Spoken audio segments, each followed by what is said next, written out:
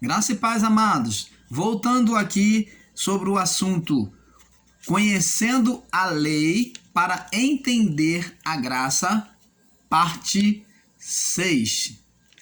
Conhecendo a lei para entender a graça, parte 6. Então, nós paramos dizendo que a lei é boa e agradável.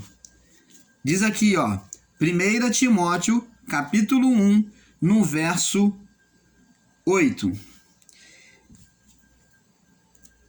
Diz assim: sabendo, porém, que a lei é boa, se alguém dela se utiliza legitimamente. Sabendo isto, que a lei não foi feita para o justo, mas para os injustos e obstinados, para os ímpios e pecadores, para os profanos e irreligiosos, para os parricidas e matricidas, para os homicidas, para os fornicadores, para os sodomitas, para os roubadores de homens, para os mentirosos, para os perjuros, para o que for contrário à sã doutrina. Você está vendo aqui que a lei, ela não tem mal nenhum, ela não foi criada com o mal. É isso que eu sempre busquei ensinar. O ministério da lei foi chamado e considerado um ministério imperfeito, não por causa da lei em si. A lei não veio com defeito, a lei divina não vem com defeito, até porque Deus anda dentro dos seus próprios caminhos. Ele jamais faria uma lei imperfeita para os homens. Mas o que houve? O que é que corrompeu a forma da lei? O que corrompeu a forma da lei foi o pecado da carne humana. Você está vendo que aqui está dizendo que a lei, ela não foi feita para o justo. Quem vive de maneira correta não tem necessidade de ser corrigido, não tem necessidade de ser chamado a atenção. A lei foi feita para os injustos, para os que vivem na injustiça, no erro, para o ímpio e não para o justo. Então a lei, se alguém vive a lei piamente, corretamente, a lei mosaica, com certeza de Deus tem alcançado a salvação. Mas o grande problema é que a multiplicação do pecado na carne do homem tem feito cada dia o homem ser mais tendencioso às malignidades da carne, fazendo com isso a lei vir sobre ele condená-lo. Você está vendo aonde é que a lei entra? A lei é como um sinal vermelho que aonde há pecado, ela vem, condenar, ela vem acender. Ela vem repulsar, dizendo, tá errado, tá condenado. Mas se não há pecado, esse sinal não pode se acender. Ele não pode repulsar. Por quê? Porque é a justiça. Você está entendendo, amado, que Deus, a graça não vem tirar a lei, mas ela vem fazer com que aquela condenação da lei que foi imposta à raça humana, à criação humana, desde a criação até Cristo, vem fazer com que essa lei venha tornar toda a criação condenável. E Cristo, que é Deus, que se faz carne e habita entre os homens, tomando forma de carne, tinha que vir na carne para que a justiça de Deus, daquela condenação, aquela sede de justiça de Deus que já estava implacável, então o que acontece? Tinha que cumprir na carne o castigo. Mas se Deus fosse cumprir em qualquer outro homem, ainda assim seria insaciável, porque haveria pecado neste homem. Não supriria, não saciaria a vingança de Deus sobre a carne, sobre o pecado. Então Cristo teve que assumir a natureza humana, Deus assumiu a natureza humana em Cristo e se fez carne e pagou a sentença de maldição imposta pela lei, de morte espiritual imposta pela lei também. Nós aí temos dois fatores, presta atenção. Existiu, pela condenação da lei, dois fatores que temos que observar. Havia a condenação de morte espiritual, que já havia sido decretada desde Adão, de que o homem estaria separado com Deus e nunca mais teria uma intimidade direta enquanto não fosse reparado isso. E outra, a condenação de morte espiritual. E outra, o quê? A satisfação de Deus em punir a carne, a sede de justiça. Então, 2 pontos foi que Cristo executou por meio dele. Ele saciou a sede de justiça de Deus e retirou toda a condenação de morte espiritual de sobre nós. Porque Cristo foi esmagado na cruz. Ele foi esmagado. Ele foi moído. Foi torturado. Então ali era o próprio Deus sacrificando o seu filho, moendo o seu filho, porque ele via no filho a carne amaldiçoada, quando o filho tomou os pecados da humanidade. Então ele sacrificou ali, ele esmagou a carne do seu filho, para que então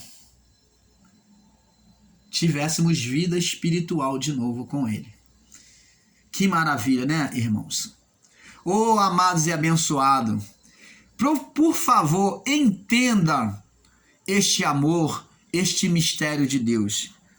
Então não se pode desprezar os antigos escritos. Você está vendo, amado? Até aqui você vê isso.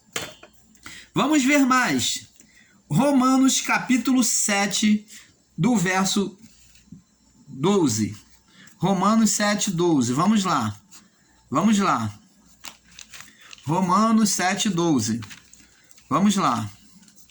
Romanos capítulo 7, verso 12. Diz assim. Romanos 7, 12. Diz assim, ó. E assim, ó o que o apóstolo Paulo diz. Você que segue os escritos paulinos ao pé da letra, que vive a letra e não o espírito. Você que está em graça, estou falando para você que está em graça. Preste atenção o que o apóstolo Paulo diz. Para você que diz que tem que desprezar os escritos antigos, ó. Romanos 7, 12.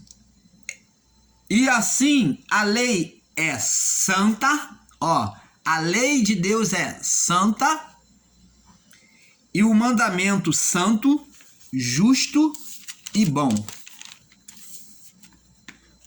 Logo se me tornou bom, logo se me tornou o bom, logo tornou-se o bom em morte? Pergunta Paulo.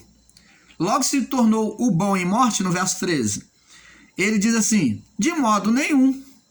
Mas o pecado, para se mostrar pecado, operou em mim a morte pelo bem, a fim de que pelo mandamento do pecado se fizesse excessivamente maligno. E diz aqui, ó, porque bem sabemos que a lei é espiritual, mas eu sou carnal, vendido sobre o pecado, porque o que eu faço não aprovo, pois o que eu quero, isso não faço, mas aborreço o que aborreço, isso faço. Você está vendo como é que Paulo ele fala que é a natureza humana é que torna maldito a nossa carne? É a natureza humana, é a carne que torna maldito. Então vamos lá. Salmos, para nós terminarmos. Salmos 119. Salmos 119. Diz assim, vamos lá, Salmo 119. Para nós terminarmos esse assunto, né, por aqui, para não se estender mais, Salmo 119, vamos lá. No verso 1. 119.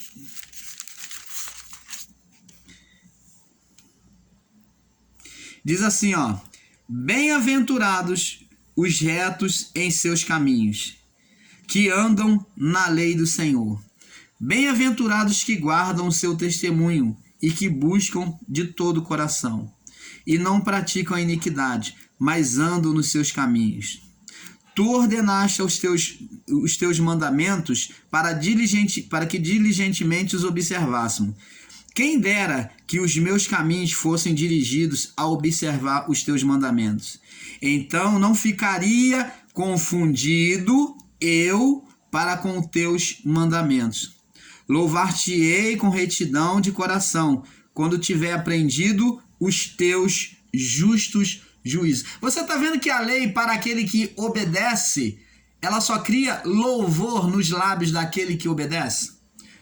A lei nunca foi uma condenação. A condenação da lei foi para os que viveram sobre o pecado da carne. Pecado na carne.